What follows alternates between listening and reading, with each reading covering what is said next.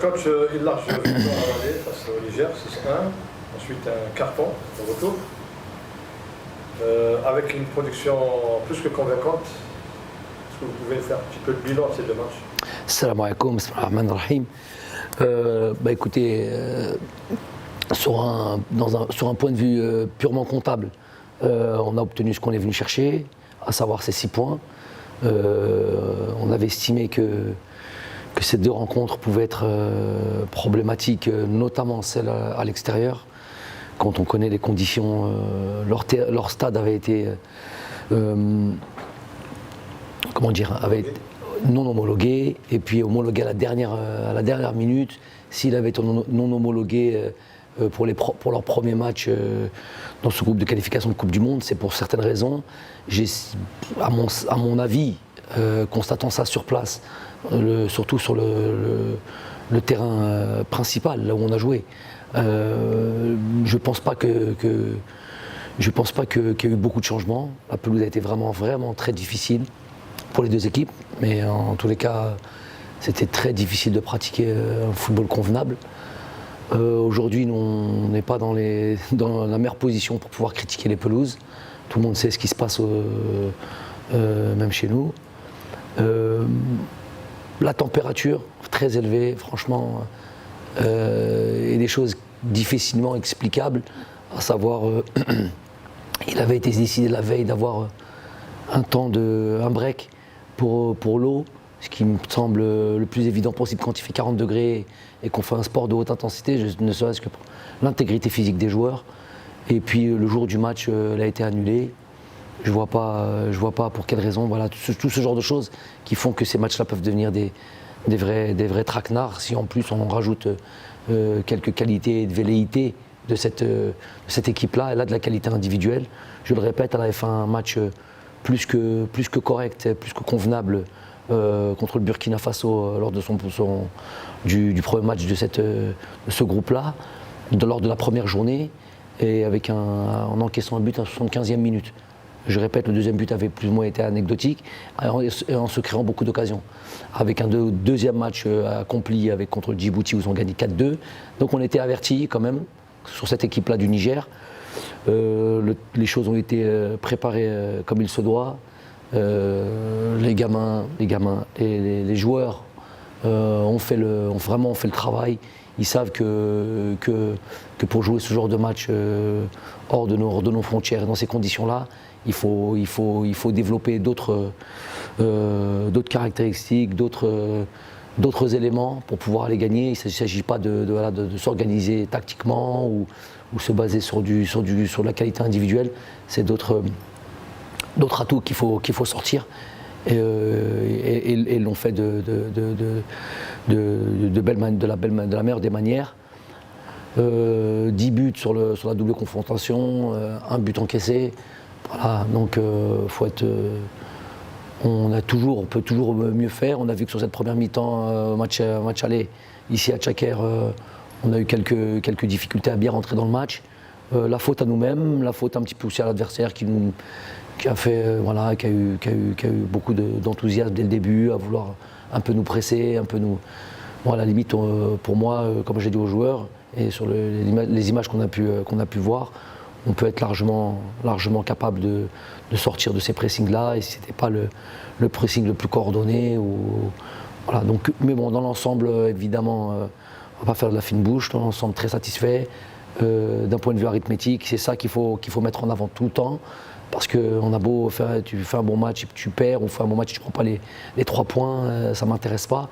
On aura tout le temps, le jour où toutes les conditions seront réunies pour pratiquer le football qui est le nôtre, pour rejoindre l'art et la manière et le résultat avec. Ça sera pour un peu plus tard. L'Algérie renoue avec le succès à l'extérieur.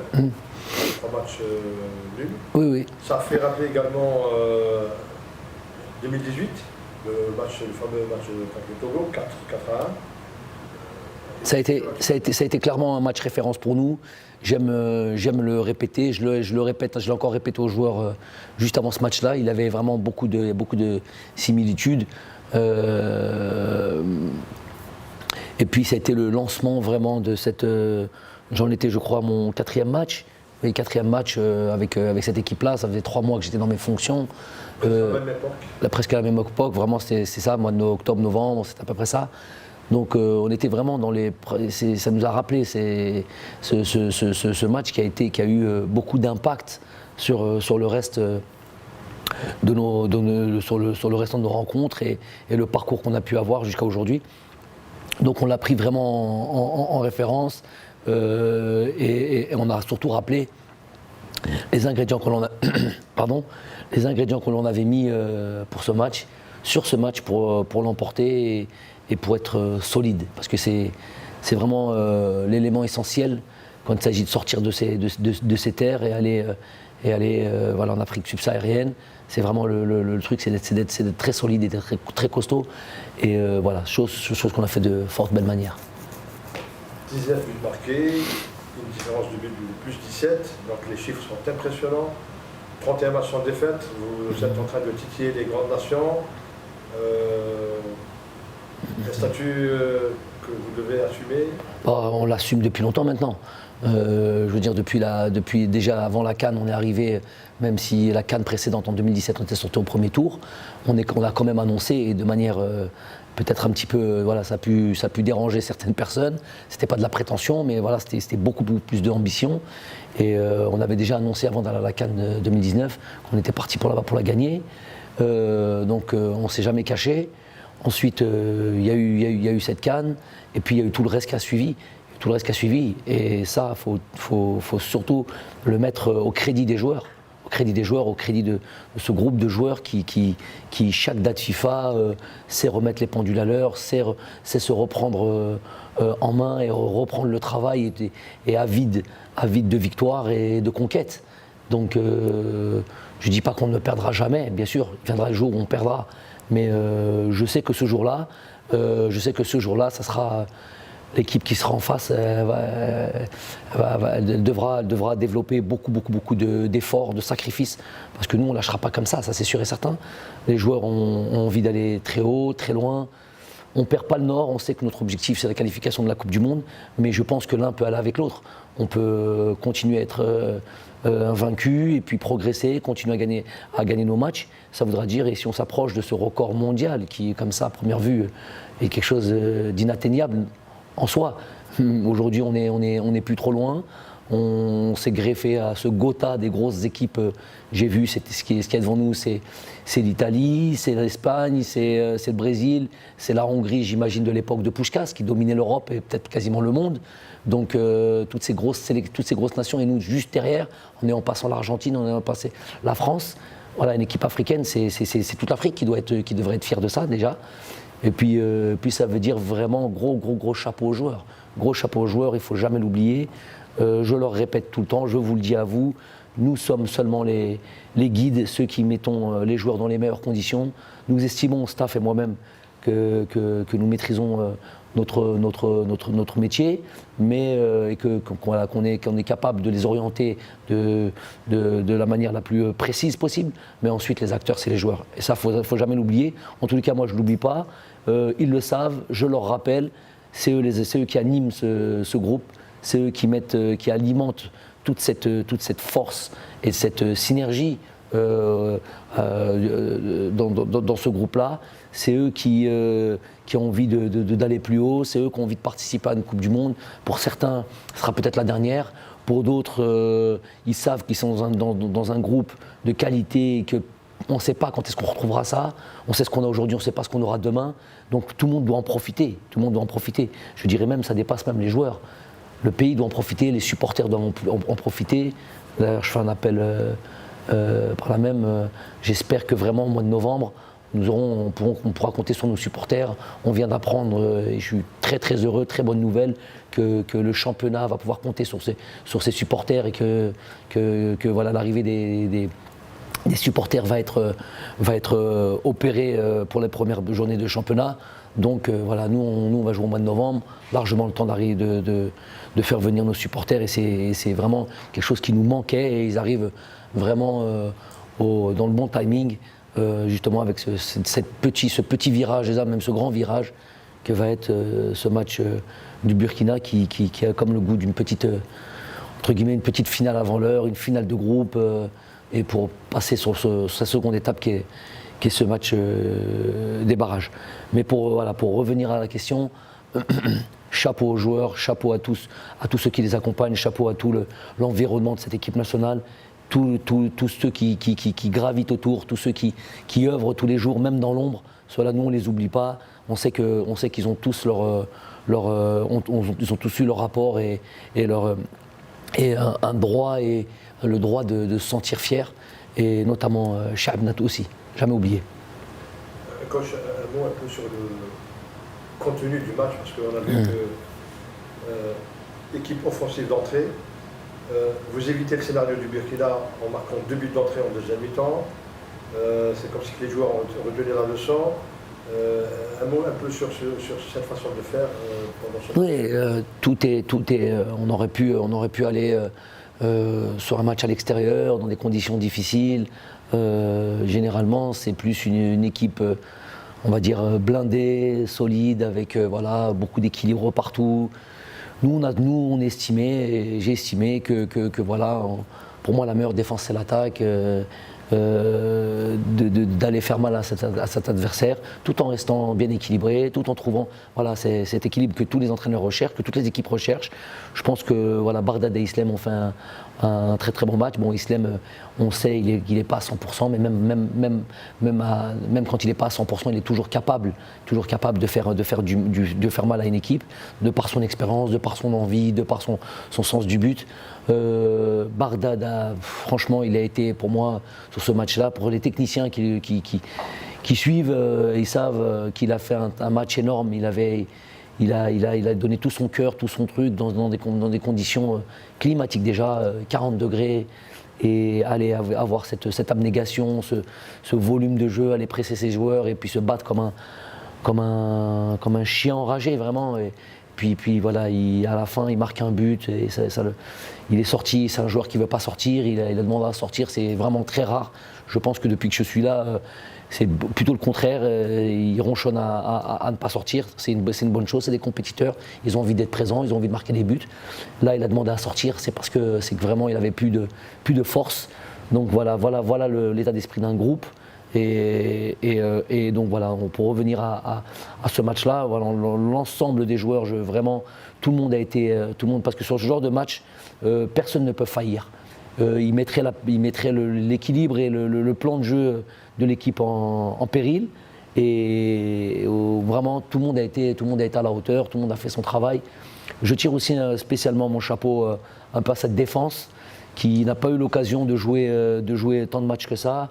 Sur 2-3 situations lors de notre premier match, on a pu voir et puis peut-être un petit peu dur avec eux, certains, sur le fait qu'il y a eu quelques petites défaillances, c'est normal.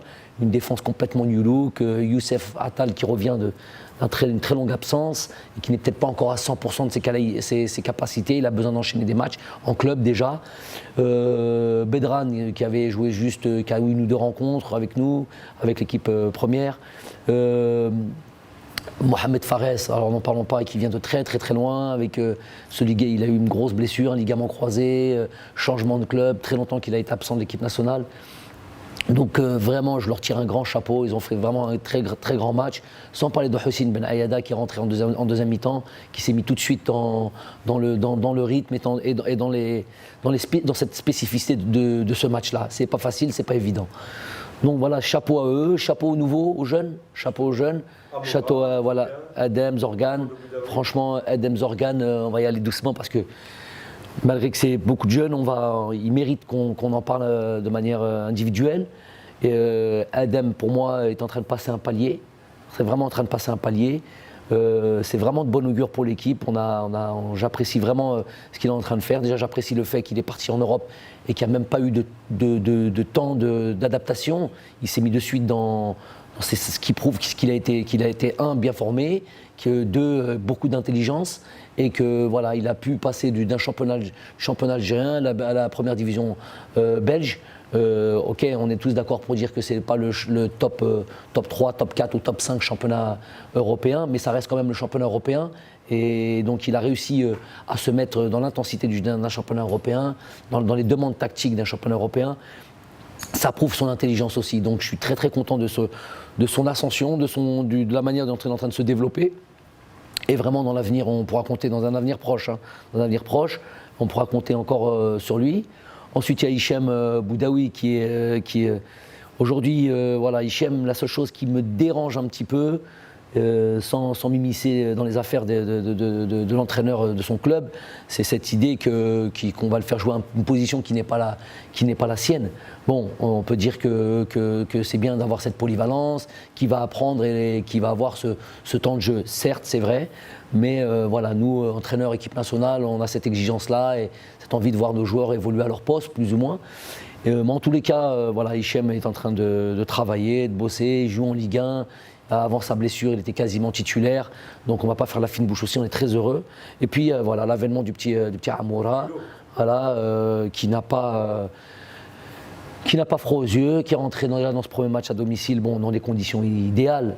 Le score était déjà très large, donc c'est l'idéal pour rentrer pour un jeune à domicile, sans pression, sans rien du tout. Il a déjà montré de belles choses. On l'a vu aussi encore sur cette rencontre là-bas à Niamey, où pareil, il a offert des choses que peut-être nous avons un peu moins, tout le monde le sait, cette prise de la profondeur, un joueur de rupture, un joueur qui est capable de très vite se mettre dans des situations de frappe, dans le sens du jeu, et puis qui a aussi beaucoup d'envie, beaucoup d'enthousiasme, beaucoup de dynamisme. Et moi, j'aime beaucoup ces éléments-là. C'est le football pour moi. Donc voilà, c'est encore ce stage, on a été gagnant même sur ça. Voilà, j'ai envie d'oublier personne. Ramiz et Ismaël qui revient à un niveau extraordinaire.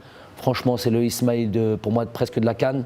Il est tout simplement monstrueux quand il est comme ça, avec un volume de jeu, avec ballon, sans ballon, sur l'aspect défensif, sur l'aspect du harcèlement, puis ce côté leadership quand il a le ballon, un leadership tranquille, sans parler, sans rien du tout, mais tellement de sûreté technique, tellement de confiance en lui. Donc franchement, chapeau, très très très de bon augure pour nous. Inch'Allah que Rabbi Hafdo qui reste comme ça. Il a des petits soucis musculaires qui l'ont un petit peu freiné ces derniers mois. Donc on espère que voilà qu'il sera épargné des blessures. Rami Zerouki, match après match, qui prend du poids dans cette équipe, qui s'affirme de plus en plus. Et puis voilà, c'est vraiment de bon augure pour la suite avec un Ramiz, et qui vraiment s'identifie à cette équipe-là, très très très très intégré malgré son caractère. Voilà, il s'est fondu complètement comme tu le dis, malgré son calme et sa presque timidité, mais j'ai même pas envie de dire timidité, c'est sa personnalité qui est comme ça. Je le vois au contact des joueurs, je le vois vraiment s'installer dans ce groupe-là, et puis voilà, franchement très heureux de voir ça. Après, on n'oublie pas un joueur comme Saïd Benrahma, et sur le premier match, j'ai envie de dire un mot sur lui, parce que tout de suite après la conférence de presse qui a suivi le match à Alger, j'avais pas une vision claire. Je savais qu'il avait eu un certain impact sur le résultat, mais j'avais oublié il me fallait un peu de recul pour analyser un peu toutes les situations et revoir les situations. Il a été sur 3 buts. Il a peut-être pas été directement, mais quasi directement sur certaines situations. Le ballon qu'il met pour Sofiane qui donne un penalty, le ballon qu'il met pour Riyad qui donne un but contre son camp. Le ballon qu'il met pour Adem Zorgan, qui est une avant-dernière passe, mais qui met Adem Zorgan sur orbite, qui peut donner ça à Islam. Donc il a eu aussi son impact sur ces deux confrontations. C'est très bien. Donc pourvu que ça dure. Belali inspiré. Non, mais ça. Non, mais cela j'ai plus parlé de ces joueurs qui n'avaient pas l'habitude de jouer. Cela, c'est juste une confirmation des choses. Donc on va le dire, date FIFA après date FIFA, c'est plus une surprise. Ça n'a jamais été pour moi, la Koulibaly pour Belali. Donc Riyad, il est tout simplement monstrueux en termes de stats. Je crois qu'il est 11 buts sur 10 matchs ou un truc comme ça. 10 buts, 10 matchs. Ouais, donc il est égal. Il faut qu'Islam fasse attention parce que son record, autant le record de Hafid, Hafid, j'ai eu la chance de jouer avec lui.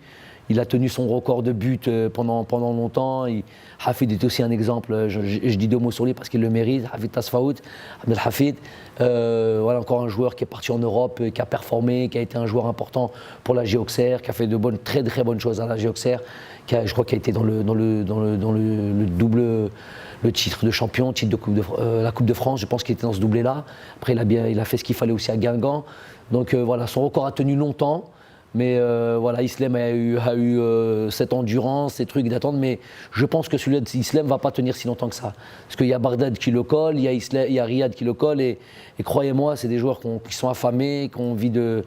Riyad, c'est le roi des statistiques, il est toute la journée en train de regarder les stats, mais des stats que l'on ne peut même pas imaginer, donc ça va lui tenir à cœur. Je sais qu'ils seront il n'y aura pas de souci quant à la... Ils savent que d'abord c'est le résultat de l'équipe, c'est le travail de l'équipe. On voit Islem comment il est toujours disponible par rapport à l'équipe. Riyad a autant de buts, mais il faut voir aussi le nombre de passes décisives. Les trucs. Youssef Blaili, non parlons pas. Il est là pour. C'est vraiment le joueur qui fait.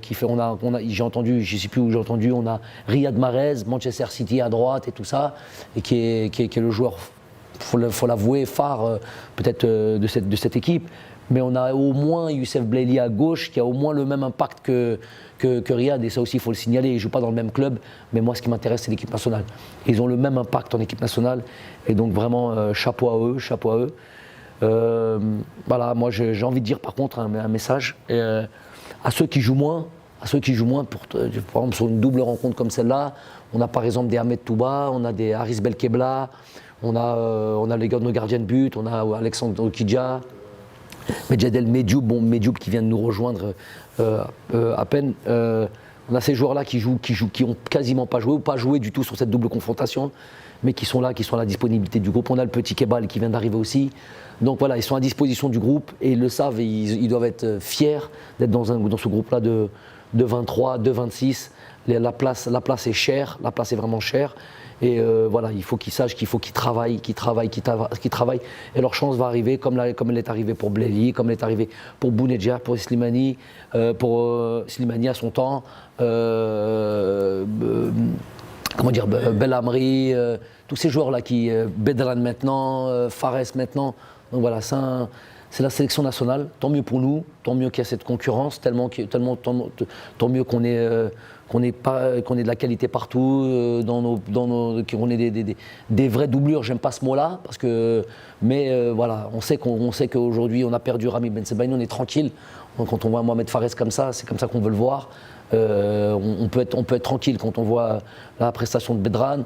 On sait qu'on peut être tranquille si Jamel a un souci. Voilà, donc ça c'est tout ce que je demande moi, voir voilà ce problème de riche, je vais l'appeler.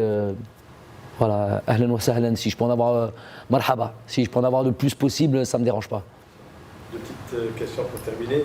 Alors, Djibouti, Algérie, au Caire, c'est mieux qu'ailleurs? C'est mieux qu'ailleurs.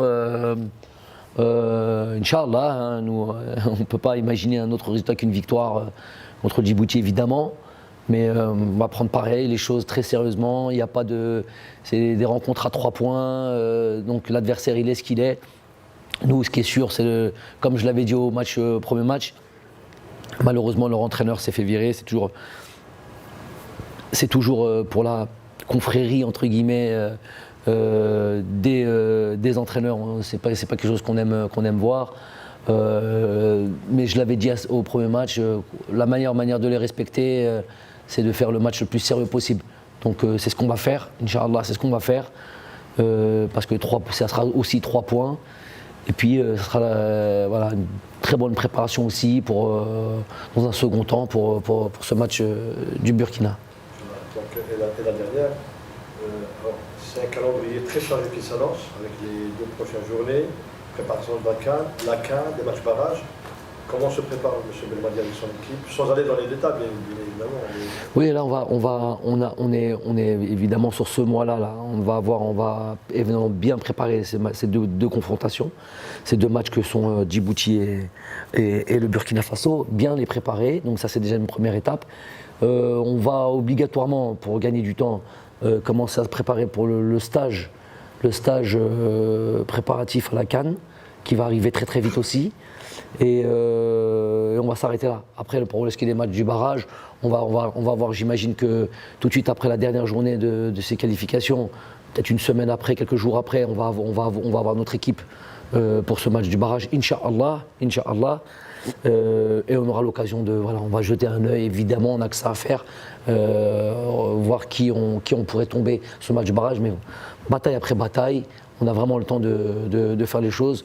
Nous, de toute manière, sur l'organisation, on est tip top, il n'y a pas de souci là-dessus, on a déjà planifié, on est déjà sur une vision, tout est plus ou moins prêt. Il y a juste à appuyer sur les boutons on sait plus ou moins où on va se préparer, on sait plus ou moins combien de matchs amicaux par exemple où on va jouer avant cette canne-là. Il y a la Pan Arab Cup aussi qui va être là. Ça va être alors cette compétition, ça va être une compétition relevée déjà, il faut le savoir. Ça va être vraiment une compétition relevée. Les championnats du golf et les championnats vont s'arrêter. Nous avons beaucoup de joueurs dans le championnat du golf. Nous ne pouvons pas nous permettre d'avoir des joueurs qui s'arrêtent un mois ou 3 semaines à cette période-là, alors qu'on a une canne qui arrive. Après, ce serait très très difficile de les remettre en route. Donc on va utiliser cette Pan Arab Cup. Ça va être vraiment une relation de travail avec Majid, savoir comment on peut utiliser ces joueurs-là, tout en étant performants, mais on ne peut pas les surutiliser. Il y a 6 matchs, il y a un dosage à faire. Et ben voilà vraiment qu'on soit bon là-dessus.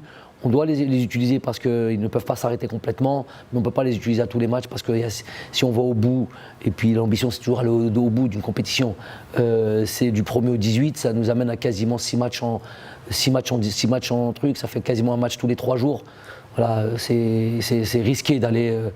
Donc il va y avoir vraiment, tout le monde va avoir, puis c'est bon pour tout le monde, c'est une préparation aussi pour l'avenir, pour la CHAN, donc il va y avoir des joueurs aussi d'autres joueurs locaux qui vont composer cette équipe-là, qui vont avoir la chance de jouer dans des conditions extraordinaires dans le pays qui va organiser cette Coupe du Monde. Et puis moi, l'occasion de continuer à voir tous ces joueurs-là évoluer. On sait qu'on a des joueurs qui jouent en Tunisie, des joueurs qui jouent en championnat algérien. Ils auront déjà commencé le championnat algérien, donc la possibilité de suivre certains joueurs que l'on connaît déjà, qu'on en suit déjà depuis un moment.